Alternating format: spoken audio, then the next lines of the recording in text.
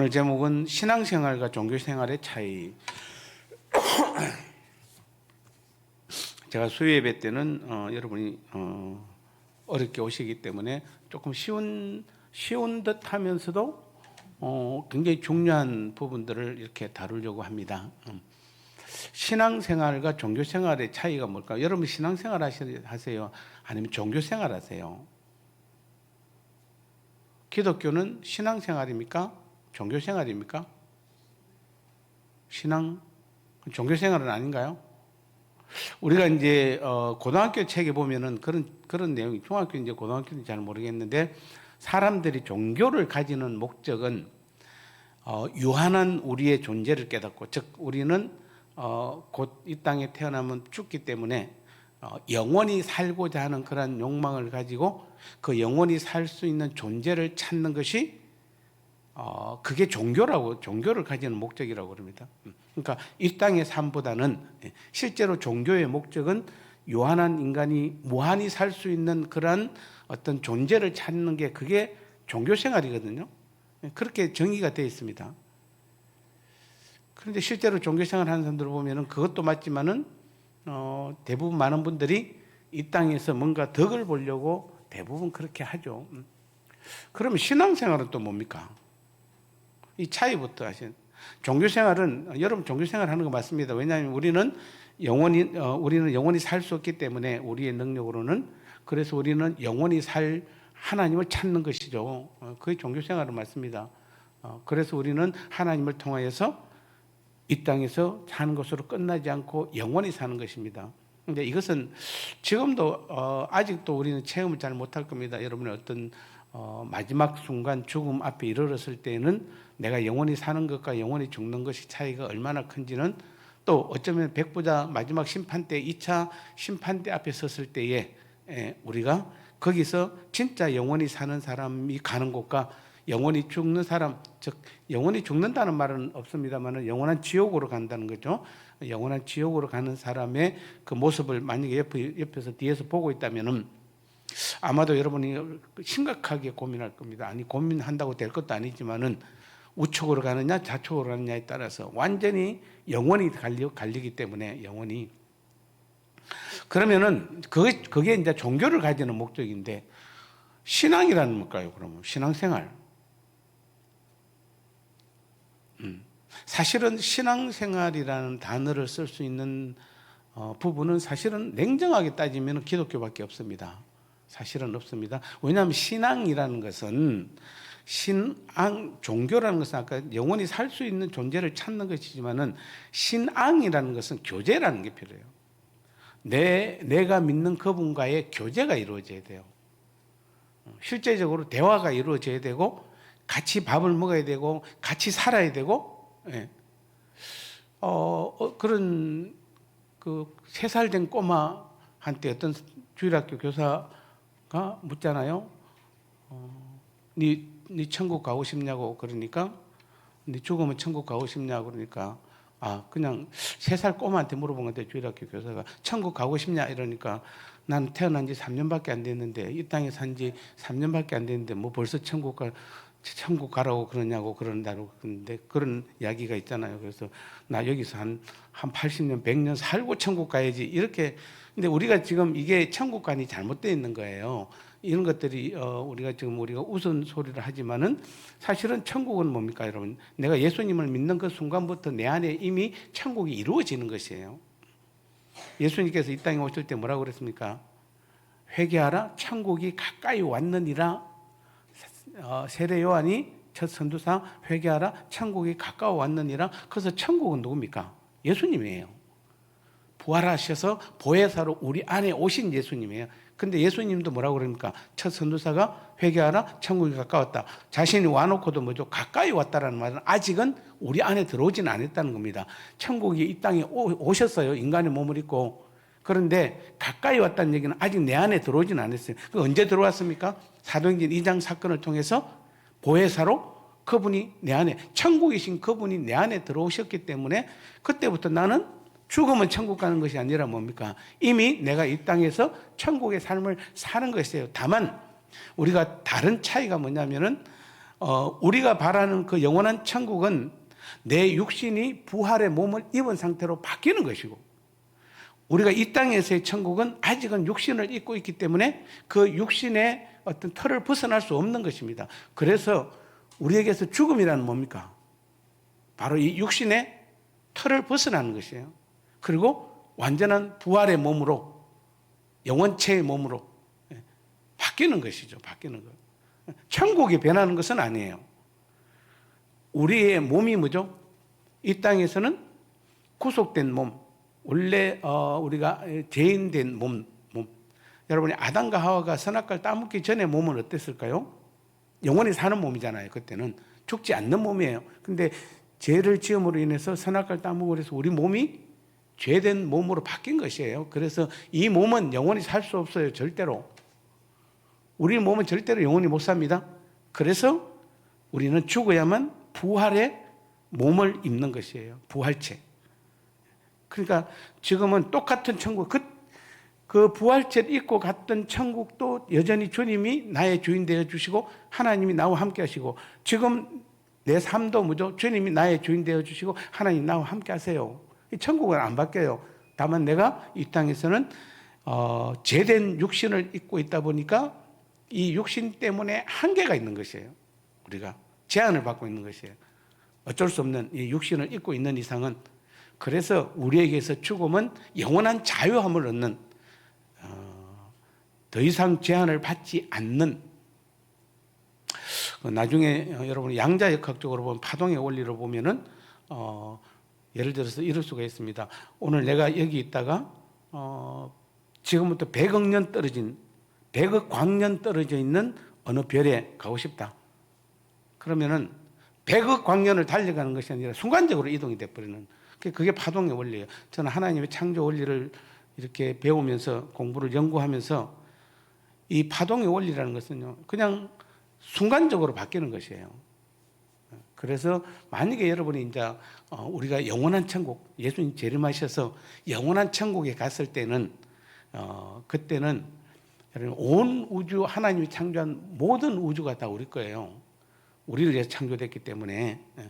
그러면은 우리는 지구라는 이 하나에 묶여 있을 수도 있지만 그렇지 않고 온 우주에 어떤 하나님이 자정하신 것처럼 우리도 동일하게 온 우주 속에 거할 수 있을 수도 있습니다. 그런데 지금 우리의 인간의 계산으로는 아까 말씀드렸습니다만은 이 은하계를 빠져나가는 데만 해도 100억 광년, 빛의 속도로 달려도 100억 광년이 아니라 그보다 훨씬 더 많은 시간이 걸려야 빠져나가는데, 그런 또 은하계가 몇백억 개 있다는데 이거 뭐 말이 됩니까? 그 뭐 영원히, 아무리 영원이라지만 어떻게 언제 가봅니까? 아닙니다. 파동의 원리로 보면 모든 우주는 순간으로 다 이동하게 돼 있어요.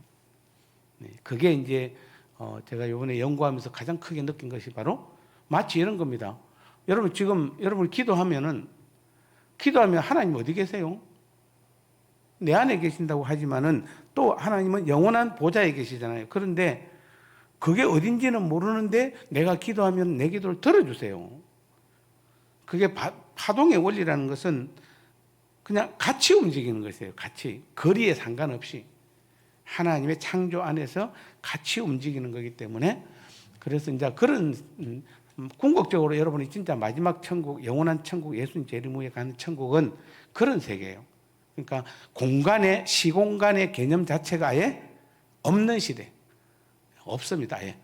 지금 막 온 우주 막 빛의 속도로 달려가도 끝도 없이 큰 것 같지만은 우리가 영원한 천국, 정말 예수님 재림 이후에 갔을 때의 그 부활체를 입고 살아가는 영원한 우리의 모습에는 이런 것 자체가 의미가 하나도 없는 시대. 온 우주가 다 우리의 삶의 거처가 되는 그래서 우리는 100% 이해가 다 안 됩니다. 사실 저도 이거 계산해 보면 머리가 하도 아파가지고 계산이 안 나와요. 계산이 너무 동그라미가 많아가지고 계산이 안 나와요. 이게 인간의 힘으로는 계산하기 어렵습니다. 그만큼 우리의 영원한 천국은 우리가 상상하는 것하고는 비교할 수 없이 무한하다. 그렇게 뭐 이야기합니다만은 어쨌든 지금 뭐 이거 뭐 오래 다룰 수는 없는 부분이고 신앙생활과 종교생활의 가장 큰 차이는 무엇입니까? 종교생활은 기독교 아니라도 다른 종교인들도 뭐한다? 자신들이 영원히 살고자 누군가, 그래서 불교도 뭡니까? 한 번 태어나서 다시 또 다른, 한 번 태어나면 그 다음에 다른 동물로 태어나고 또 태어나고 그래서 나중에 다시 인간까지 돌아오는데 1억 6천만 년이 걸린다고 그러거든요. 1억 6천. 이게 거의 사기치려고 하는 거예요. 사기치려고. 1억 6천만 원 살 수가 없으니까, 확인할 수 없으니까. 그래서 1억 6천만 원이 만 년이 걸리면 다시 내 인간의 모습으로 돌아온다고 그러는데, 결국에는 그냥 사기치는 것인데, 그것도 결국에는 어떤가? 어쨌든 유한한 인간을 무한한 어떤 세계, 무한히 살 수 있는 그런 세계로 동경하게 되는 것이죠. 뭐 다른 종교들도 마찬가지입니다. 그런 건 종교 생활이고, 오늘 우리는 종교 생활이면서 우리는 바로 사실은 종교 생활보다는 신앙 생활이죠. 신앙은 아까 뭐라고 그랬습니까? 오늘도 내가 섬기는 그 신과 함께 오늘도 밥을 같이 먹고 잠을 같이 자고 오늘도 같이 일을 하고 같이 생활하고, 삶을 같이 사는 것이에요. 자, 우리는 지금 뭐죠? 제가 그 설명하려고 지금 오랫동안 한 거잖아요. 지금 우리는 누굽니까? 우리의 주님, 그 하나님은 내 안이 천국이라고 할 때는, 그럼 주님은 내 안에 계셔서 나와 함께 날마다 밥을 같이 먹고 잠을 같이 자고 같은 일을 하고 하는, 이게 신앙생활이에요. 날마다 함께 동행하는 삶, 이게 신앙생활이에요. 그래서 우리는 종교생활은 우리가 같은 이제 기독교, 이제 불신자들 다 빼고 기독교 안으로 들어오겠습니다. 기독교 안으로 들어와 보면은 종교생활하는 사람과 신앙생활하는 사람으로 딱 두 개 구별되어 있어요. 놀라운 것은 우리 오늘 교회 안에서도 종교생활하는 사람이 있고 신앙생활하는 사람이 있어요. 이거는 차이가, 한번 볼까요? 차이가 얼마나 나는가? 저는 질문을 하고 싶습니다. 자, 우리는 하나님과 살고 있습니까? 아니면 하나님을 이용하고 있습니까? 이용 안 하시나요, 혹시? 급하면 하나님 항상 이용하지 않나요? 하나님과 살고 있어요? 자, 이 질문이 굉장히 중요한 것입니다. 만약에 여러분이 하나님과 살고 있으면 신앙생활 하는 사람이고, 하나님을 이용하고 있으면 종교생활 하는 사람이에요.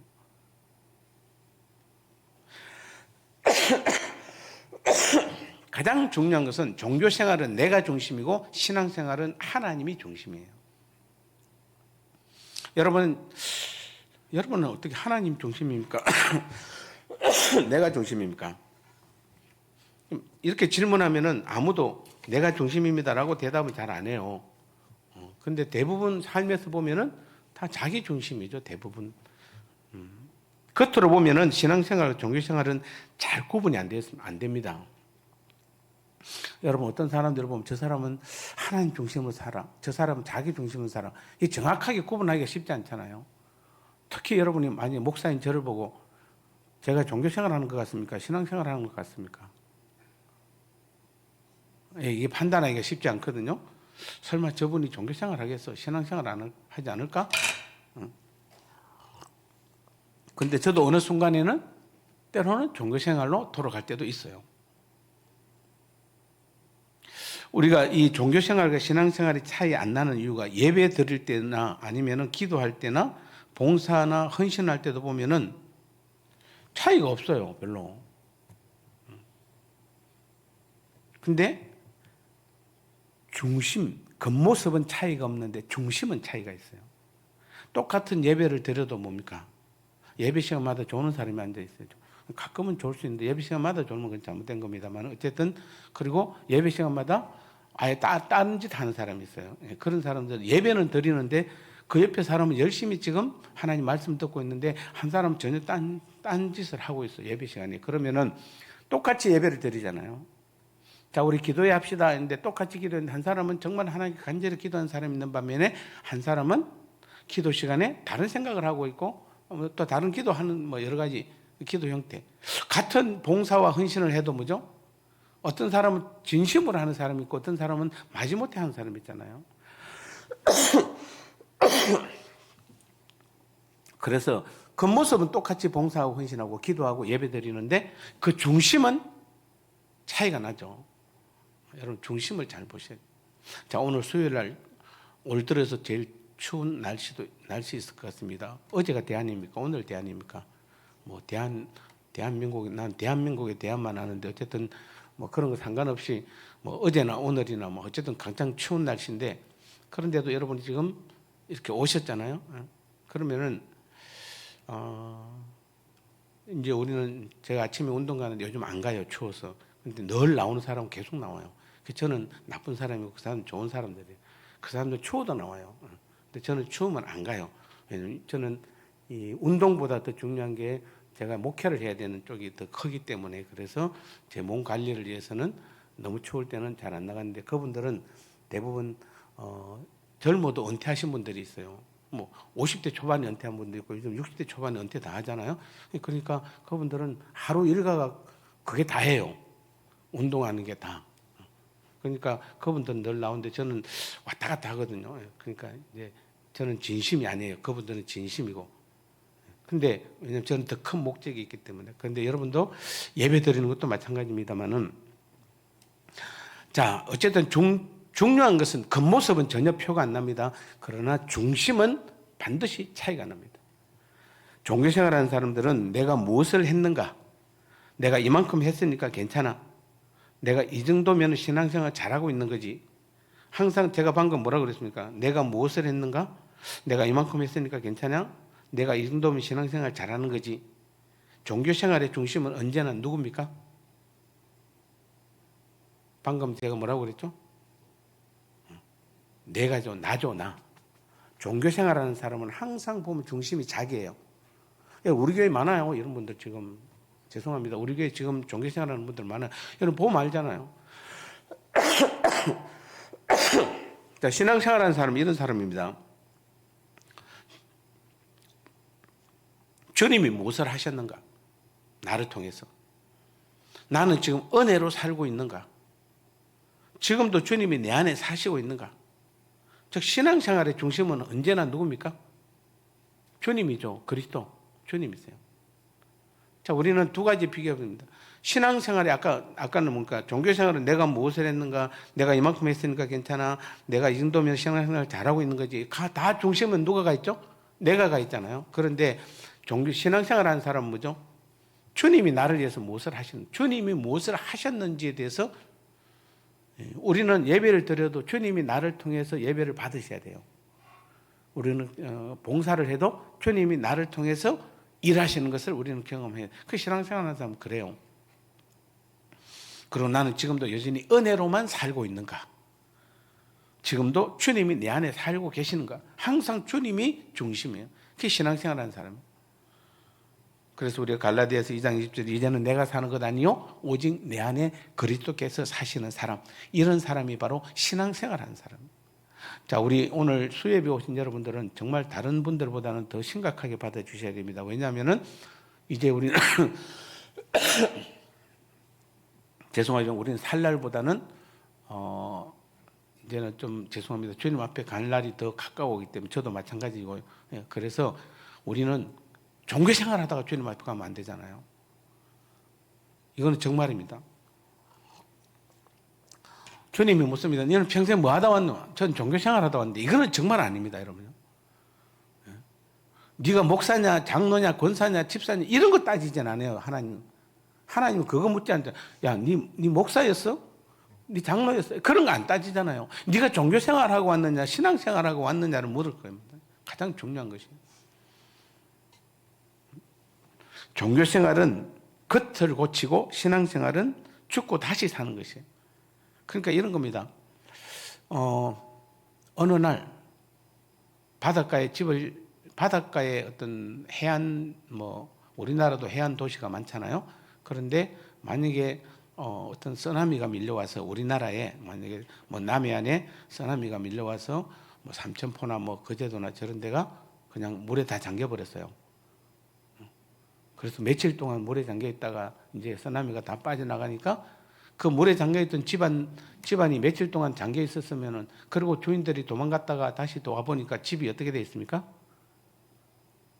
한 며칠 동안 물에 잠겨 있었으니까 그 집을 두 사람이 있습니다. 한 사람은 수리해서 쓰는 사람이 있고 한 사람은 아예 다 밀어버리고 새로 짓는 사람이 있습니다. 여러분, 며칠 동안 바닷물에 잠겨 있는 집을 그 옷도 막 그 안에 있고 있는데 그걸 빨아 쓰고 막 이렇게 하는 것이 뭐 가구나 이런 걸 닦고 새로 쓰는 것이 낫습니까? 아예 싹 썰어버리고 새로 짓고 새로 사는 게 낫습니까? 돈이 있어서 하는 소리죠 지금. 돈 없으면 못. 근데 종교 생활은 뭐냐면 이런 겁니다. 우리가 마귀의 자녀에서 하나님 마귀의 자녀로 오랫동안 있었잖아요. 그러면은 하나님의 자녀로 이제는 신앙생활 바뀐 거잖아요. 우리가 하나님. 그러면은 어떤 사람은 이렇게 했습니다. 하나님 마귀의 자녀에서 하나님 자녀로 바뀌었는데 내가 옛날에 마귀의 자녀였던 삶에서 하나하나 바꿔가는 거예요. 이것도 바꾸고 저것도 바꿔보고. 근데 신앙생활을 하는 사람은 아예 옛날에 나는 다 죽어버리고 다시 태어나서 나는 하나님 자녀로 새로 태어난 새로운 피조물로 아예 새로운 사람으로 살아가는 것이에요. 자, 이게 차이가 어디 있냐면은 출애굽할 때 애굽에서 나왔던 그 60만 명의 군인에다가 가족까지 곱하면 약 200에서 250만 명 사람들이 나왔어요. 그 사람들은 뭐죠? 광야로 나왔지만은 여전히 뭐죠? 힘들면 항상 뭘 그리워합니까? 애굽을 그리워하잖아요. 하나님을 원망하잖아요.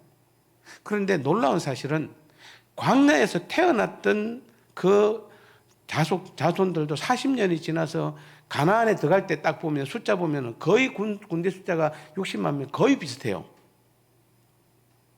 40년 동안 새로 태어난 아이들이.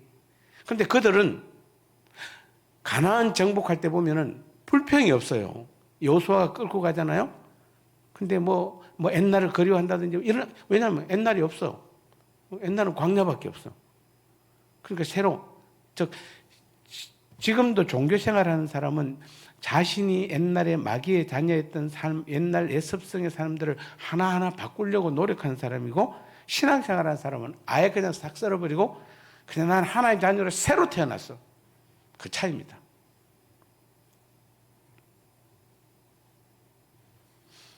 예수님은 바리새인들을 향해서 이렇게 말씀하십니다. 마태복음 23장 27절에서 화 있을 진저 또는 회칠한 무덤 같으니, 이거 욕이죠.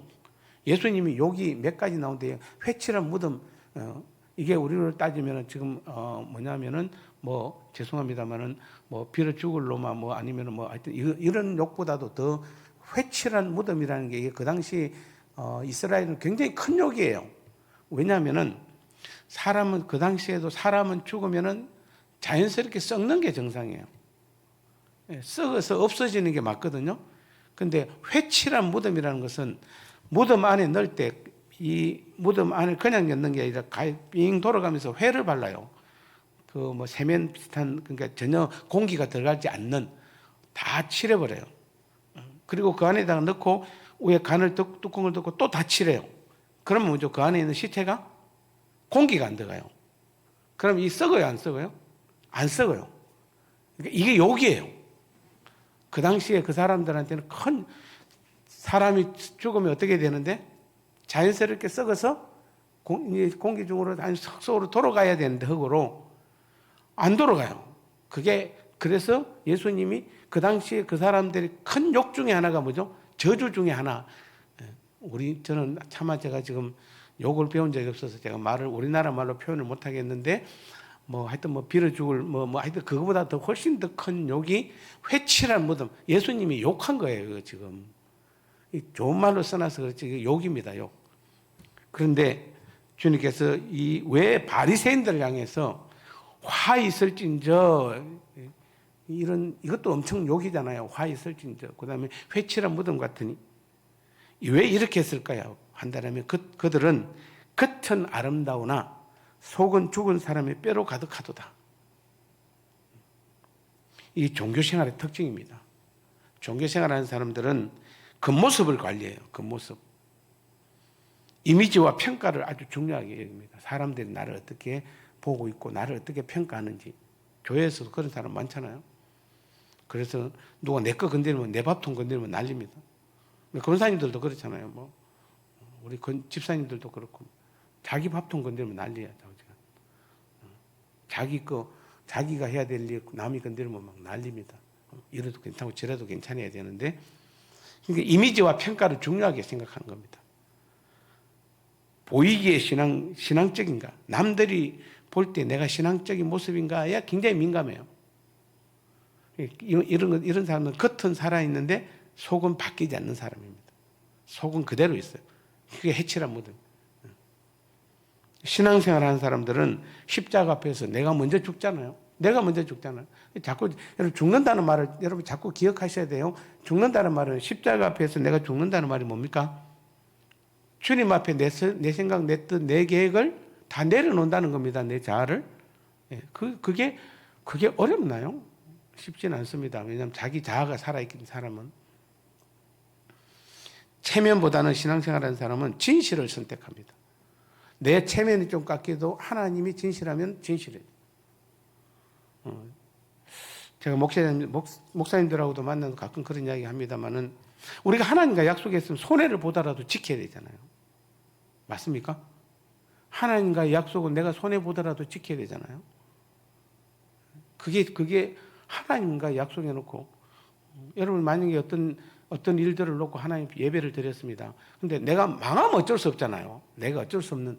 그런데 내가 예배 드리고 내가 중간에 부정해 버리면 그건 하나님과 약속을 어긴 거예요. 그래서는 안 돼요. 우리는 손해 보더라도 하나님과 약속은 반드시 지켜야 돼요.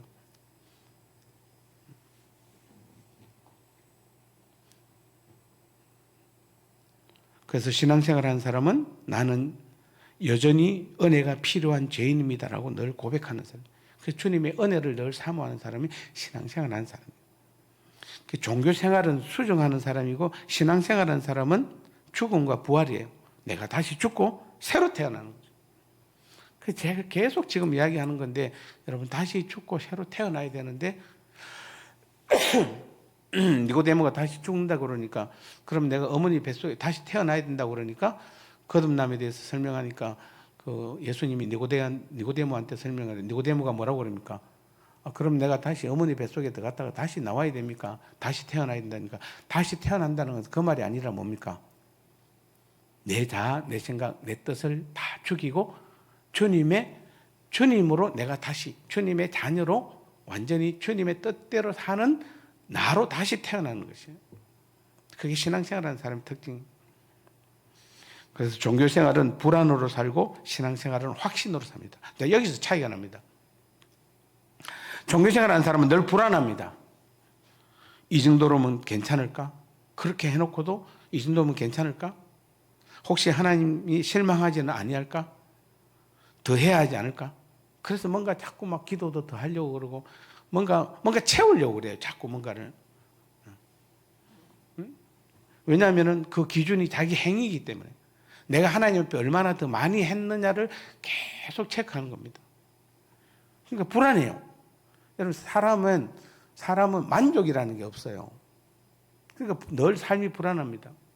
근데 그래서 그런 사람들은 어떻게 됩니까? 결국에는 늘 비교가 많아집니다. 이래서 비교하고 저리 비교하고 정죄와 자책이 늘 반복됩니다. 다른 사람을 판단합니다. 왜 나는 이만큼인데 너는 그거밖에 못했냐? 여러분 모든 사람이 하나님 앞에 똑같은 능력을 주지는 않습니다. 하나님은 항상 자기 은사대로 하나님 쓰시는 것이에요. 어떤 사람은 그래서 그릇이 큰 사람은 크게 쓰는 거고 그릇이 작은 사람은 작게 쓰는데 그럼 그릇이 큰 사람은 대단한 사람이고 그릇이 작은 사람은 안 대단한 사람이냐? 그건 아니에요. 하나님이 쓰시는 그릇에 차이가 있을 뿐이지.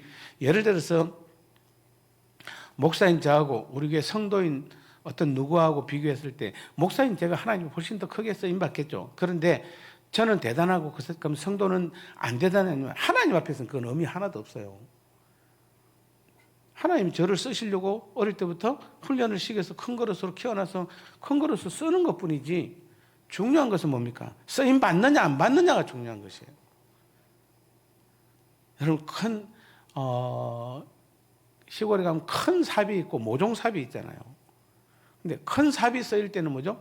흙을 많이 팔 때는 모종삽으로는 파가지고는 이게 대책이 없습니다. 큰 삽으로 한번 팍 퍼가지고 던지고 해야 흙이 많이 넘는데 모종삽으로 조금 파봐야 그거 아무리 파봐도 안 됩니다.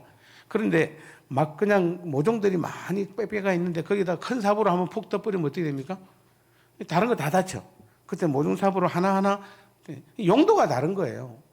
목사의 용도가 다르고 장로의 용도가 다르고 권사나 안수집사의 용도가 다르고 또 성도의 용도가 다를 뿐이에요. 하나님이 쓰시는 것은 중요한 것은 뭡니까?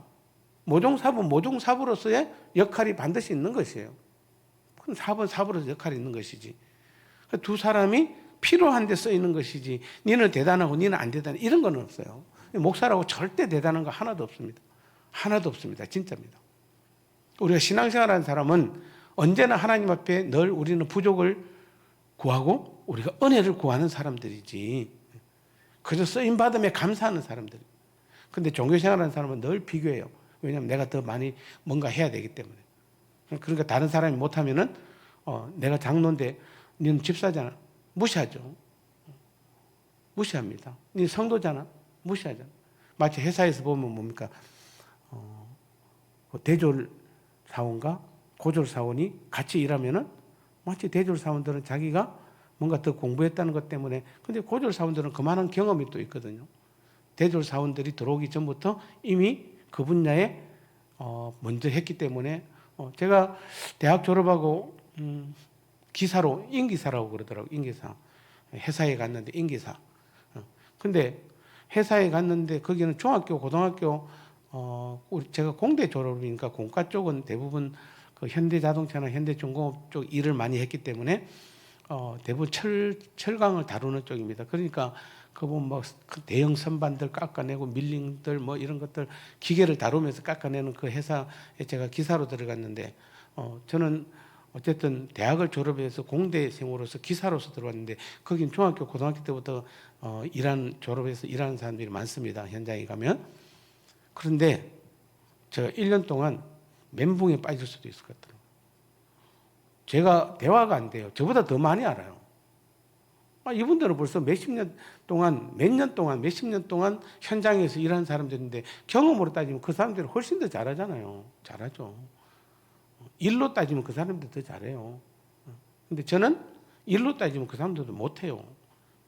나중에 이제 시간이 지나면은 제가 이제 또 제 능력이 또 따로 쓰일 때가 있겠죠. 근데 처음에 1년은 제가 보니까 그분들이 훨씬 낫더라고 보니까. 그러니까 이런 누가 잘하고 잘못하고의 차이가 아니에요. 그런 차이가 아닙니다. 그래서 우리는 신앙생활도 마찬가지입니다.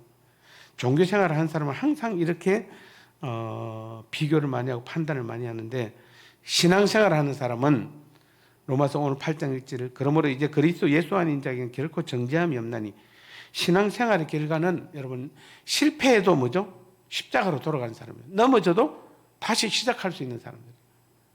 확신이 흔들려도 복음은 흔들리지 않는 것이에요. 때로는 우리가 확신이 흔들릴 때가 있죠. 근데 나를 향한 주님을 향한 나의 마음이 흔들리는 것은 아니에요. 종교생활은 하나님께 인정받기 위해서 사는 삶이고 신앙생활은 내가 이미 인정받았기 때문에 사는 삶이에요. 자, 이것은 너무 차이 나죠? 이런 겁니다.